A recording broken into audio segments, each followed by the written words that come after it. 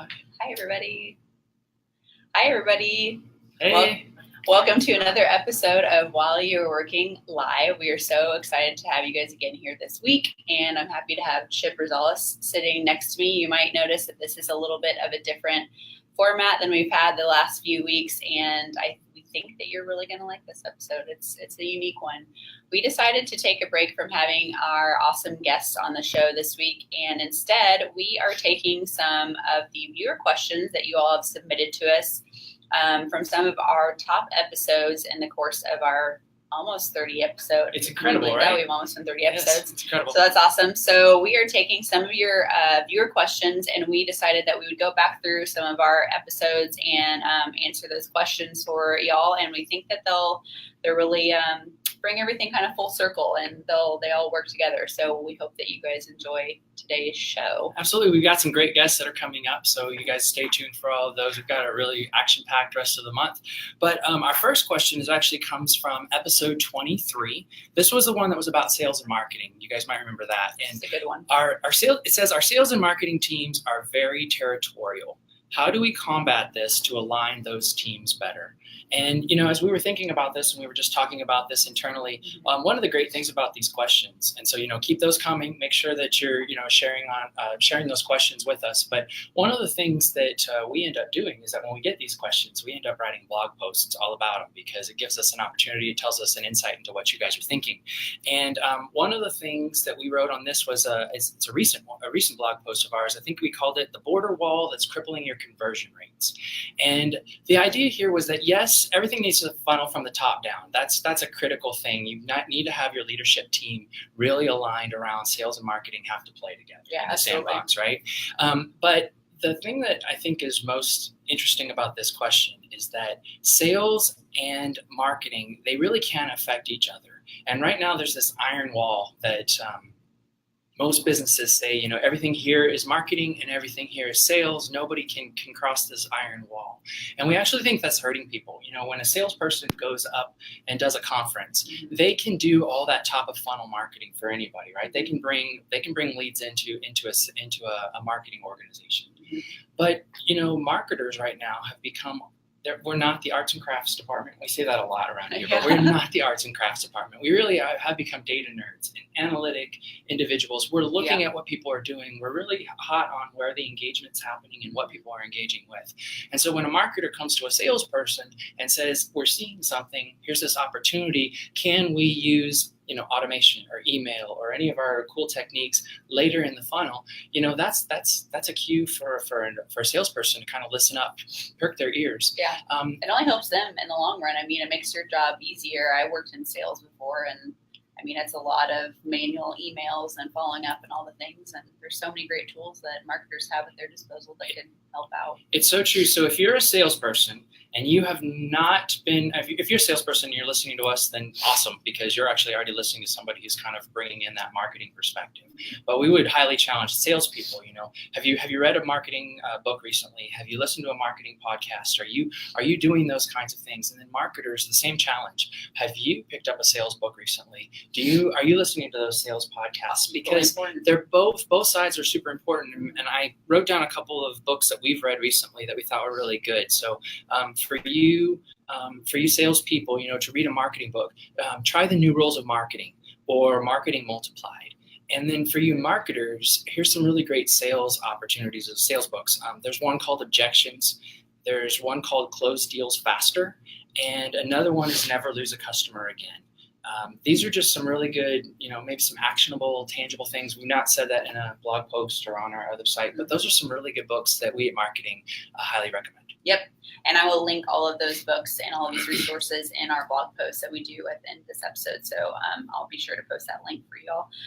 So our next question is going back to one of our really most popular episodes, episode 22. It was about chatbots. The question is, what's the most successful way you have seen a chatbot implemented? I don't know that I've seen firsthand a chatbot implemented that I was like, oh my gosh, this blows me out of the water. This is the most amazing thing. However, in a lot of my research that I've found, some of the bigger brands that are doing chatbots and kind of still exploring that territory, they're using it a lot for to reduce that friction from their customer at the point of sale. So a lot of them are, airlines that are using it for the ticketing or messaging about ticketing. Or I saw another company that was doing it. They were doing it for telemedicine, which is a huge new really big curve in the medical industry. My brother was just telling me yesterday that he called into his teledoc and got a prescription right there on the We've spot. been joking about that here at Rogue. Like, hey, maybe just call the teledoc. I was like, that's so helpful. But anyway, so there's a healthcare company that's using a chatbot for that. So I thought that those are some areas that I think are really successful, and where those companies have made it successful is that they've identified that maybe there's some friction points with their consumer base at those particular areas. So they use this chatbot to try and reduce that friction point, and then it was successful for them. So we talk a lot about here and a lot about the episodes, and even in fact this episode 22 about chatbots, the kind of main underlying theme was to have a goal in mind and understand what your customer base needs, and then try to utilize some of these tools and platforms to help to make it better for them. And so that's what some of these companies have done with chatbots. I think that's why they're the most successful. One of the things I was thinking about this too, we're sitting here on Facebook Live. We're just about 30 episodes in. And if we go all the way back to the first one that we did, we don't want to do that. But, here 30 episodes later, it's a little more comfortable. It's a little more, we know what we're doing. There's some kind of interaction and those kinds of things. And I think the chatbots are also on that emerging side, right? Mm-hmm. Nobody's really, completely figured it out and done all of that. But what I do think the chatbots are doing really, really well is that they've answered that call for immediate gratification. And so, if you're in the B2B space and you've got that ability to implement a chatbot, Rogue has implemented a chatbot, you come and interact with us and you submit some of these questions, you're able to immediately, get some sort of interaction. You know that we received it. You know that there's some, something's going on the other side. Mm-hmm. And I think that, that right now is probably success. And you can imagine that 6 months from now, that's a whole lot better. Just like this show will be 6 months down the road, will be a whole lot better. And all of that kind of that continuum when you're talking about emerging technologies. Yeah. Sometimes it's just show up, do it, implement it, and just see what happens. Yeah. Keep making it better and better and better. Exactly, for sure. So we had a question from our episode 26. It was around attribution modeling. And it was talking about, can we explain a little bit more about the differences in the customer journey? And so as we were thinking about this, there are many, many different versions of customer journey. But I think the most important point that we would want to articulate here is that there's a difference between the sales process and the buyer journey. Yeah. And they're not the same. And, your sales process can be your sales process, and you need to do, X, Y, and Z before you get to proposal, and before you get to signature, mm-hmm. before you send it over to, the service implementation team. That's great. But the buyer journey is different. We were just, I just left a strategy session right now where we were talking about that with the team, about what their buyer journey looks like. And the buyer journey is a whole lot more human. It's a whole lot more psychological, and it gives us the opportunity to dive into what are people thinking? What are those friction points we were just talking about? What are they trying to achieve? How are they going to advance their career or not advance their career? What content do they need to see in order to move to the next phase? What micro yes is what we would call it? What's that little tiny thing that we can ask them to do that just keeps them considering and learning more, and then ultimately preferring and filling out that, that documentation. And I think for this episode specifically about attribution modeling, the customer journey was so important because when you identify those little points of friction or where you need the micro yes, that's when you're able to understand where maybe your attribution model should weight differently. So if you know that the last click is going to tell you the best story about how your customer came to make a purchase, then that's probably what you should have your main attribution model be focused on. But if you're realizing that you're lacking in the, you don't really understand how somebody is initially finding your ad or your product, and that's where you need to, maybe place more of your budget or shift your budget, that's probably the attribution model that you would like to maybe move into focusing on a little bit more. So some of these customer journey questions they're really well fused into the attribution model episode. So I could see this is a good question. Yeah, absolutely. And I think another thing that the customer journey really does for even the most mature of businesses is that so often once somebody says yes and they've signed the dotted line, everything stops, right? I mean, there's a customer service team and you can call in and you can have a conversation with someone when you don't understand something, but it's you always coming to them. And normally when they're calling you, they're not happy. Something didn't work, and that's a problem. But what the customer journey allows us to do is also continue that attribution beyond, because everybody knows it's easier to retain that client. And one of the things, some of the books that we were talking about earlier, one of those books is all about that first 100 days. And that book will tell you that most businesses actually lose their clients in that first 100 days. And so a customer journey like this helps you build that attribution model, and it helps you develop the kinds of interactions that you would want to be having with your customer, even after they've signed on the dotted line. Yeah, which then in turn helps you better place your budget, because everybody is on limited budgets these days. So it just helps you all around. Absolutely. Okay, so our next question was actually from episode 21 about video marketing. And this one says, I never watch videos online with sound unless there's cute puppies involved. So why is it such a big deal for videos and marketing? Very good question, because I feel the same way. I find myself scanning videos. So I think that what we covered in this particular episode about video marketing and being kind of on the cusp of being a huge thing for marketers and businesses alike is this need to connect with their customer base a little bit more intimately. We've had a lot of design and different things in the past few years that I think was missing that human element. And I think now as millennials are moving more into the primary purchasers for their households, I think they are demanding to know who's behind these brands. They grew up with the Procters and Gambles of the world, but they don't connect with the Procters and Gambles of the world. And so they are wanting to understand that cause and understand the brand a little bit more wholeheartedly than maybe some previous generations have. So I think that's one reason why video is going to be huge, as well as just the technology piece behind it.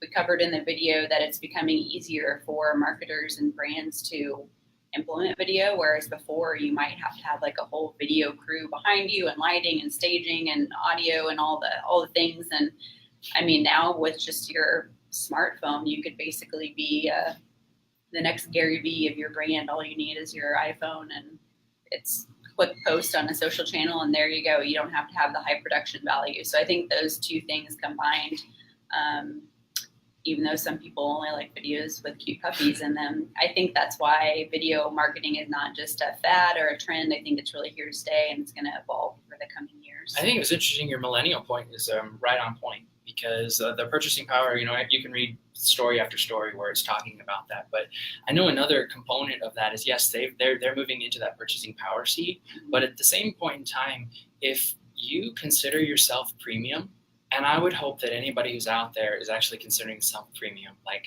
you're going to pay a lot, but you're going to get a lot, that kind of idea. If you consider yourself a premium service, a premium brand, then video is just, it's not a nice to have. I mean, that's an expected, that is something that people really want to be seeing from you. And so you need to be embracing that and engaging from that perspective.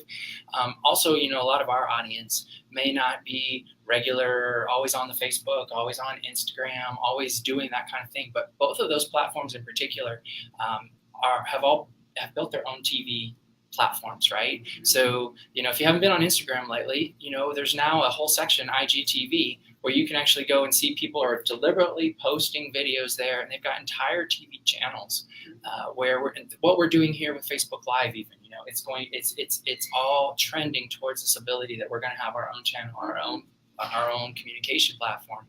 And this is some of the things that we need to be thinking about. This is why video is such a big deal. Yeah, absolutely. It's definitely here to stay. So, okay. So our last question that we have is from episode 28. This was an episode about full funnel marketing. We just did it last week, but this is a great question. So I wanted to bring it back up again and touch on it one more time. So the question is, this concept sounds super smart. kudos to you, Jared Schaefer. Right. Any tips for talking to my boss about changing up the reporting to better showcase this, and how do I get C-suite buy-in? Well, that is a tall order you have on your plate there for full funnel marketing. I think that we touched on this in the episode a little bit, but to elaborate more, full funnel marketing is not a new concept. It has been around for a very long time, but I think the issue is that the structure of a lot of companies and marketing teams is preventing this from being fully implemented. You have your PPC team, and you have your traditional media teams, and you have your lead gen teams, and all of these different teams. They work side by side, but they don't work fluidly.